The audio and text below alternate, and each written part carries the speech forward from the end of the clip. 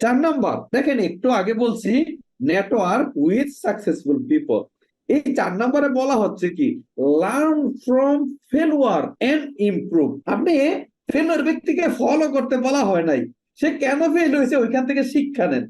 সে আড্ডা মারছে, সে প্রতিদিন প্ল্যান শো করে নাই, সে কি বলে রিটেল করে নাই, সে টিম মিটিং করে নাই, সে প্রোগ্রামে অংশগ্রহণ করে নাই, সে বই পড়ে নাই, এগুলা থেকে শিক্ষা নেন। কারণ সে কি কি ভুল করছে এগুলো আমি করবো না।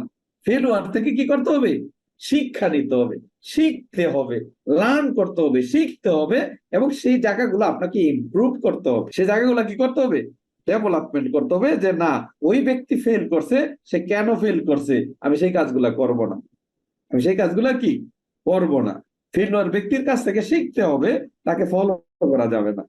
সে যে কাজগুলা করছে সেগুলো আপনি করবেন না, আপনি তার কাছ থেকে শিখবেন, সেই কাজগুলো আমি করবো। আমি নেটওয়ার্ক তৈরি করবো তার কাছে, সাকসেসফুল পিপলের কাছে, কিন্তু লার্নিং শিক্ষা দিব কার কাছে, ওই ব্যর্থ ব্যক্তির কাছে, যে না ব্যর্থ ব্যক্তি যে কাজগুলো করছে সেই কাজগুলো আমি করবো না।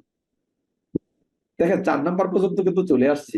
যারা চিন্তা ভাবনা করছে 10 মিনিট পরে শুরু করবো, তারা কিন্তু আলোচনা শেষ পর্যায়ে চলে আসছে। রাইট, চলুন 5 নাম্বারে কি আছে।